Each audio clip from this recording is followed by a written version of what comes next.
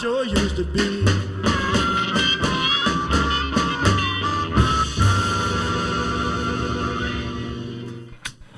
What's happening, blues people?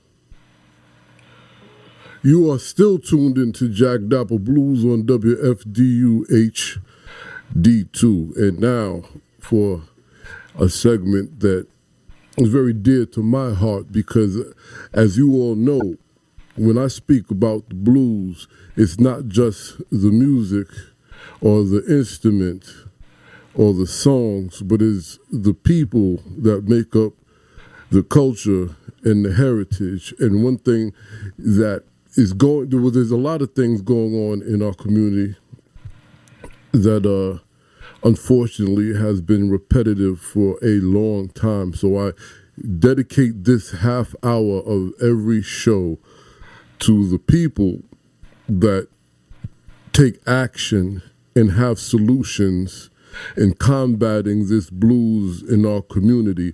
And here's one lady who has a tenure, generations of doing this, as well as her own story that's not just unique, but extremely touching. I don't even know how else to introduce you, sis. Well, that's a great introduction, and you know what I'd like to do before actually talking about me is that let's dedicate this show to Jordan Edwards and his family, the 15-year-old who was shot by police in Dallas a couple of days ago, and absolutely, our minds and hearts as we proceed with this conversation. Absolutely. You know, I had a conversation, I believe it was last night, because I'm a night owl, so time kind of, you know, it gets past, it escapes me. And the gentleman is, I guess you would call a folklorist, and he recently had a film out, a good guy, and he was explaining to me about somebody telling him how Muddy Waters and them used to have to carry guns and things based on the climate at the time when they were doing performances. And I laughed, and he said, "What's so funny?" I said, that doesn't sound far-fetched to me based on where I come from. That still happens, you know, and it's an unfortunate thing. That young man was... Anyway, oh boy, I'm sorry. Look, all right, guys, this is part of the blues, and that's what we're here to talk about. We're speaking with, is it Miss or Mrs., to be clear?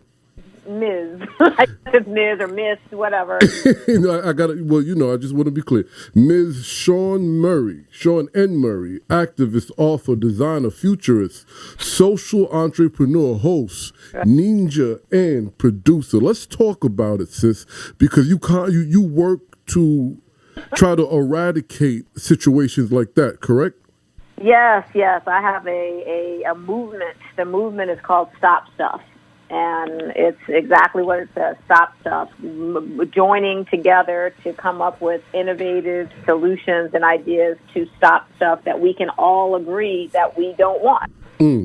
Stopping gun violence, stopping poverty, stopping homelessness, stopping child abuse, stopping, you know, people like this young man from getting killed by the police. And, you know, I truly believe that we can stop those things. And you mentioned my early story or you know, sort of the beginning. And I have a history of this that flows through my blood, actually, through my ancestors. You mentioned, as we were getting on the phone, about education, and my triple great-grandfather actually taught Booker T. Washington his ABCs and educated all the black people in West Virginia. Wow.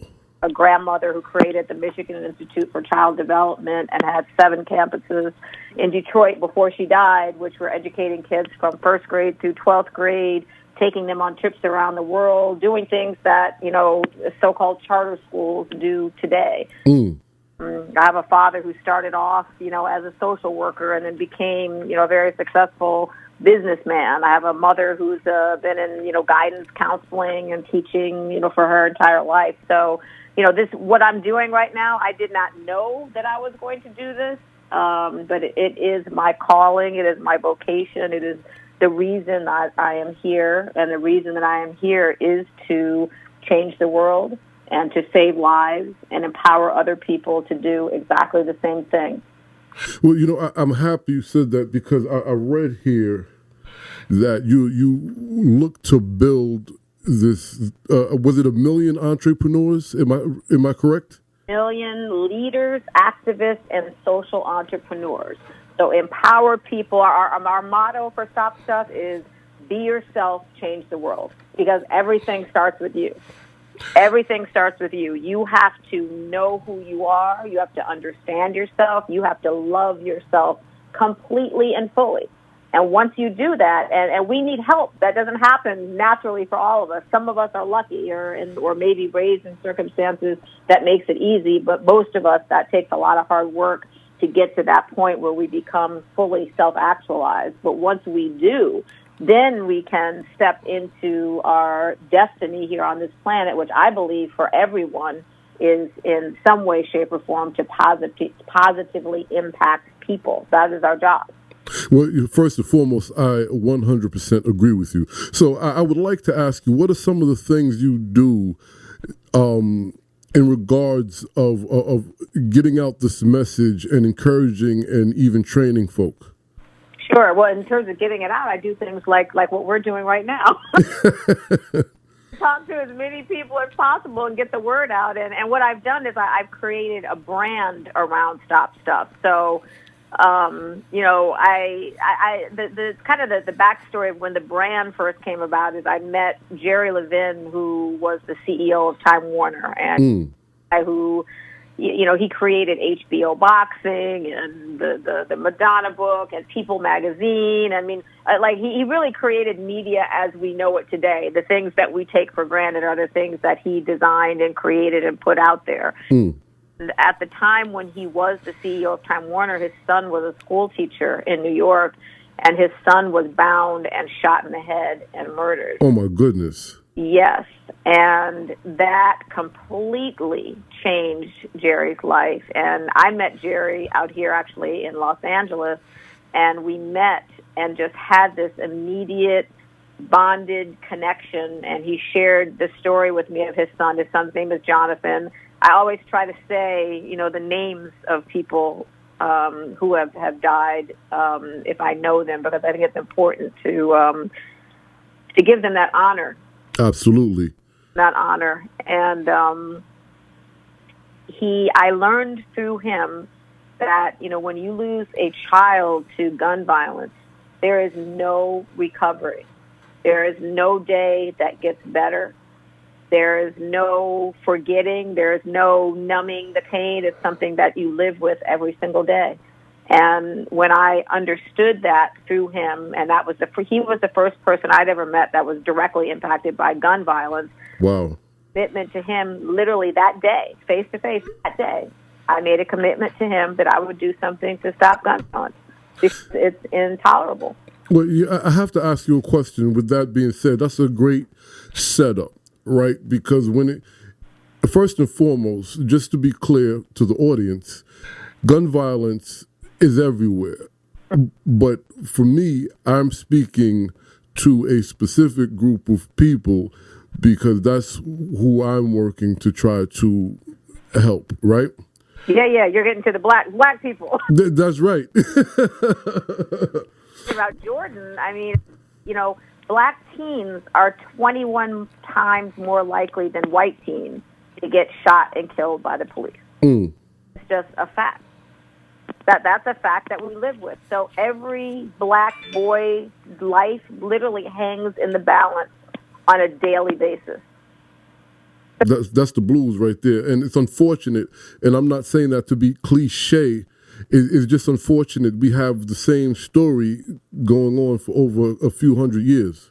Yeah, and what's really interesting, as you say, about story. So it's Jordan is in the news because it's a police thing, but police are killing black kids, but black kids are certainly killing black kids. And I go to Chicago on a regular basis, and the numbers for Chicago are literally they're out of control, and they're not even making the national news.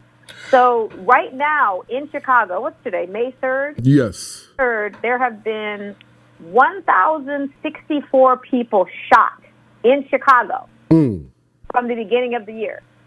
Just discuss that for a second. Over 1,000 people have been shot. Now, 183 have been killed, 881 wounded, but over 1,000 people have been shot, and that doesn't even make national news. 2 weekends ago, 38 people were shot and 7 people were killed in Chicago. Like this, we're not talking about we're in, Syria or the Gaza Strip. Or Right. In Chicago. And it's so normalized now that it doesn't make national news. And, I have to bring up something as I said the word normalized because, I think there's a real issue with becoming desensitized to horrific things that go on around the world. Absolutely. I, for one, am not willing to become desensitized. And you kind of alluded to it earlier, and I didn't mention it, but, I am a 9/11 survivor. And, being a 9/11 survivor, it sensitized me. I saw things that day that I can't unsee. I did have experiences that I can't remember well, I think, for my own protection and sanity. Absolutely. Opened up a door and a level of compassion that I can never put back. And when you were saying, like, what do I do? That's part of the story that I tell. I want people to really understand that we have to pay attention. We can't close our eyes. We can't cover our eyes. As much as I hate the horrible things that are going on Facebook Live. Oh, my goodness. And the suicides and the killings. And I watched this in Canada literally get beaten to death live on Facebook Live yesterday. And the only thing I can say about that is that when I watched it, I was like, see, that, for me, because of what I do, I don't want to ever lose the sense of how bad that feels. When little kids see something that's sad or bad or right, they cry. And this goes to your station in the blues. The blues, it represents tears. It's tears. It's feeling. It's compassion. It's emotion. Absolutely. Through. So that blues, and it's so funny. I'm just thinking about it. that blues, when they were creating the blues, is because they were living in that full compassion. And artists, and I'm an artist by nature. When an artist has a strong feeling, they have to let it out somehow. Some people do it in painting or music or drawing or singing or whatever it is. But the point is they're in tune with what's happening. And we as a society have to stay in tune, as hard as it may be. No, I agree with you 100%. And you touched on so many different things. I want to stick to one thing you said, because it now we have black folk killing black folk. And we already understand that black folk are targets, especially black males. Well, I can't even say that anymore because a lot of women have been killed by police and in police custody. But to deal with the blacks killing blacks is a double-edged sword, because then you hear some folks say, well, that's not even an issue because you're always going to have crime amongst people in the same vicinity. I think that's a weak statement. Right? That is obvious, but it's also weak. You had an extreme experience that opened you up to a new level of compassion. How come in our communities, seeing someone get murdered, because we're not that young, and we've seen a lot, and I have children who unfortunately had to witness certain things. How does one become uncompassionate in moments like that rather than the opposite and work to help or fix?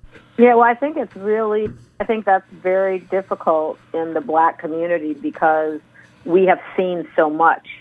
And the things that we endured, as being those of us who were brought over here as slaves, we had to endure things that we had to at times we had to shut those things off so that we could survive. I think that it's a survival technique that we're still living with. And I understand it. Like I said, there are things that happened to me on 9/11 that I can't, that got blocked from my mind. And I know that's based for my survival. So I understand it. And I think, too, going back to what I was saying about people becoming fully self-actualized, people really knowing themselves, people fully loving themselves. Until you do that, I think it becomes very hard, very difficult to become an empowered and compassionate person. And so that goes to what you were saying before about, the training. How do you help people to become self-actualized and compassionate human beings? They can live, the extraordinary lives that they're here to live. And I think that the responsibility is on those of us who have done that. Responsibility to teach them what we know. I remember the day that I decided, and it was only about 5 years ago, when I said, okay, I am going to step fully into my destiny. I'm going to love myself completely. I'm going to be myself every single day, no matter what, all the time, with anyone. And the moment that I made that decision, my entire life changed. And people, there are stories like this, you hear about a lot of people who are very successful. They've been homeless, or they've been abused, or they got shot, or somebody, those stories are so important. And I think we need to get back to, and I'm kind of laughing at how this all ties together, get back to, the storytelling. The roots, absolutely. And that's the African roots. And, something that's been also really heavy on my mind lately in terms of storytelling and the roots is we need to get back to, men raise men and women raise women. Absolutely. Absolutely.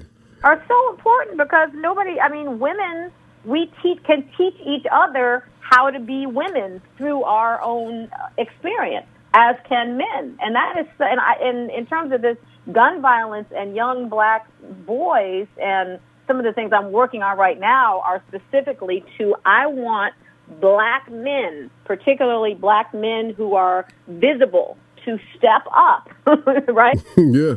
Up and use their power and their strength and their voice to support these young men. Absolutely. Absolutely. And that's another thing that I spoke about with our earlier guests. In my research and in my work, I come across a lot of organizations that share the history and culture and heritage of African Americans on this land and prior, and most of the patrons are white. Now, that's not an issue. It's not an issue that the patrons are white. It's an issue that there's no black folk there. And how do you learn about yourself if you're not there?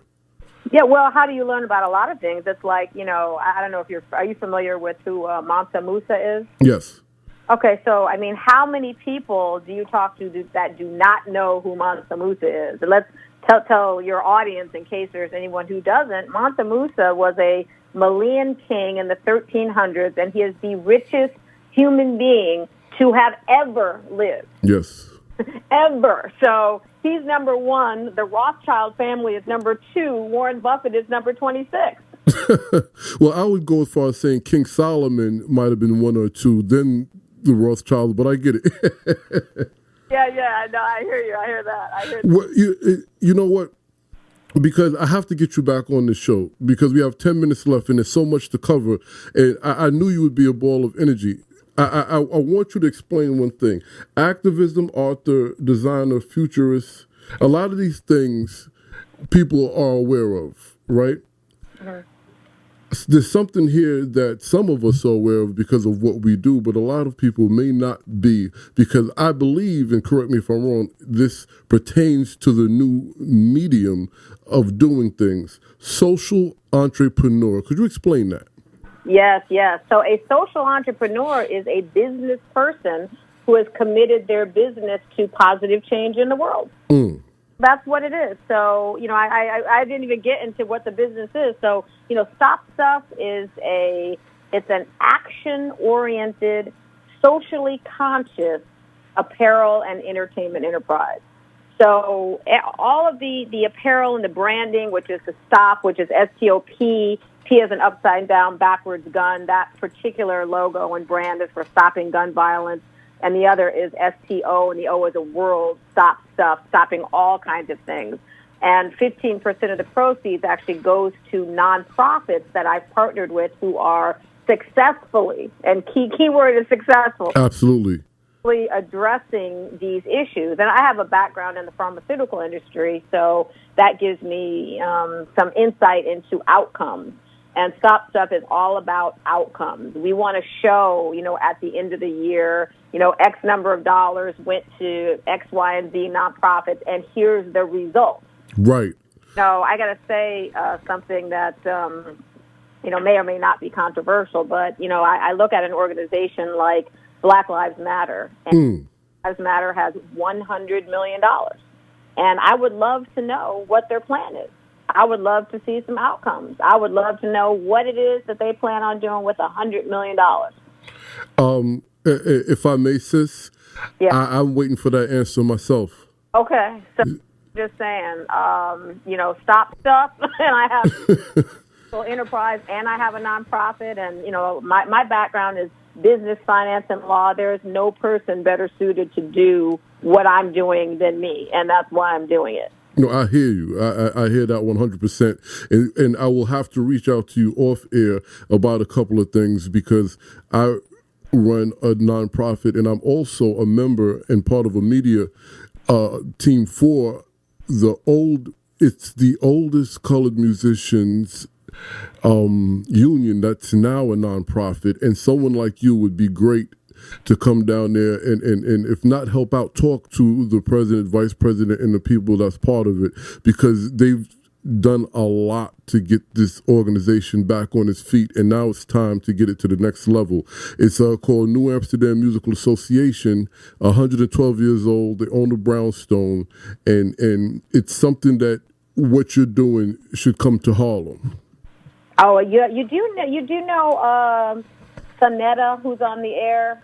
I don't know him personally. Well, he knows all about my stuff, and he wears the stop hat on the air, as a matter of fact. Wow. I'm not surprised. That's what's up. Now, I want SNM. Why is that your acronym? Is that your name? Those are my initials. as salacious as it may sound, those are my initials. Okay. Now, there's one thing before we have to go to station ID, because you didn't mention one part of your legacy and generational legacy. Yes. The Motown part. You're on a blues station and not mentioning Motown. I'm surprised. Okay, so my great aunt, her name is Raynoma Singleton, and she died actually recently, and she is really the co-founder of Motown. She's the person who she taught Smokey Robinson musical theory. She signed Stevie Wonder to Motown. She had perfect pitch. She was the person who established the publishing company for Motown, which was the most valuable aspect of the brand. Absolutely.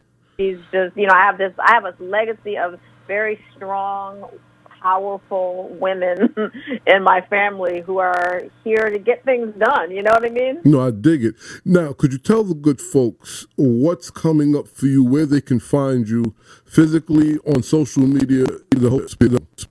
Sure. So find me first on our website, which is StopStuff.com, StopStuff.com, and the way you can join the movement there. You can donate to the cause. You can buy a hat, and by buying a hat, you're letting everybody know that you're somebody who believes truly that we can change the world together. And you can find me on Facebook and Instagram,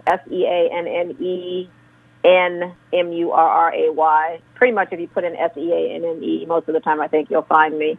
And, I'm easy to reach, and, I need your help. I need everybody's help. We all do. And, one thing I want to say really quickly, because I think you'll be very excited about this, Jack. Please, go ahead. As of today, I have Dr. Lionel Allen, who's the Chief Academic Officer at Urban Prep Academies in Chicago, is now on my board. Wow. Urban Prep Academies, for people who may not know, is the school in Chicago that's all with the young black boys with 100% graduation rate. And absolutely. Admitted into college. So I'm really, really excited about that. And you should be, as I am, because this is why I'm excited to have you on the show, because you're not just talking about it. You've taken actions, you have solutions, and you're traveling around the country, and I'm sure the world, placing these solutions, putting them, making it happen. And one of the things that I have issue with is there's a lot of mouth service. Mm-hmm. And I remember what I can't remember her name.